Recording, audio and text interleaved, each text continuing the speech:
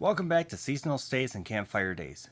Today we're talking about inverters, that nifty little gadget that lets you plug in regular devices when you're off the grid. I've got a 400 watt inverter and a 12 volt battery setup, and I'm going to show you how it works. Spoiler, it's not going to power a mini fridge, but it'll definitely help you charge your phone and maybe even run a fan when it gets too hot in your RV.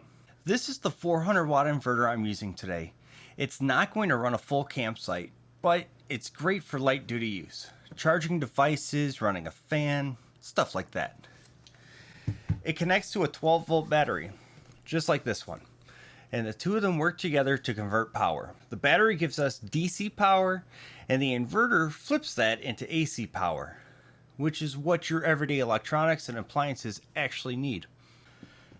Connecting it's pretty simple. The red goes to positive, and the black goes to negative. Just double check it before turning anything on.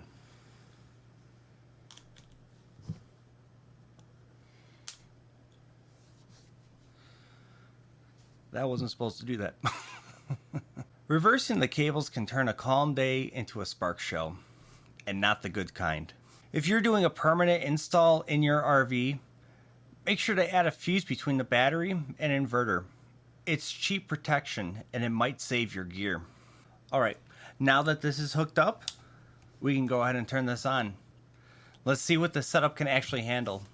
Spoiler, it's not powering a coffee maker or a table saw, but it might surprise you. First up, it's a phone charger. Now I don't have the block kind, but this one has a USB on here. Plug that in.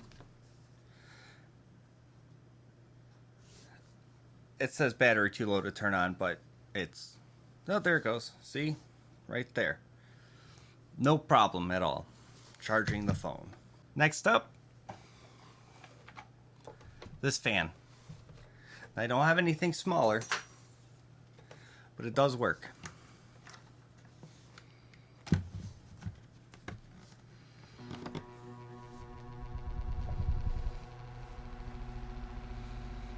Ta-da! Nice and breezy.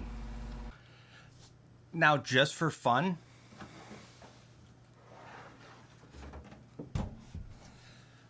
let's plug this heater in.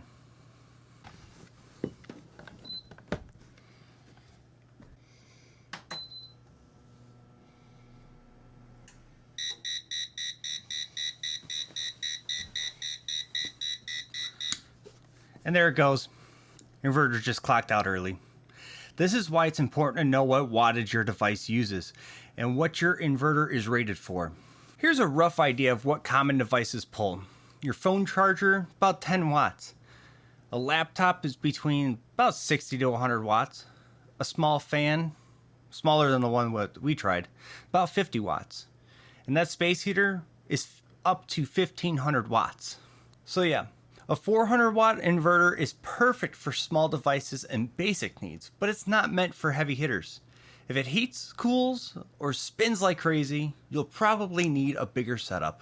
Also, something that's important, your battery doesn't recharge itself. After you've used it for a while, you'll need to charge it back up. Otherwise, you're just carrying around a very expensive paperweight. You can recharge it in a few ways. Plug in a shore power. Hook up some solar panels, and a lot of RVs now come with solar panels, or connect it to your truck's alternator while you drive. You know, when you just plug in your lights anyways. Usually you trickle charge these batteries at that point. Whatever method that you choose, just make sure you've got a plan to power it back up. So that's a basic look at what a 400 watt inverter can do.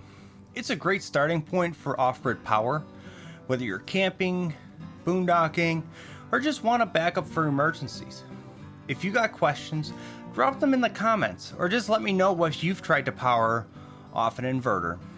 I promise I won't judge. Unless if it exploded. Then I definitely want to hear about it.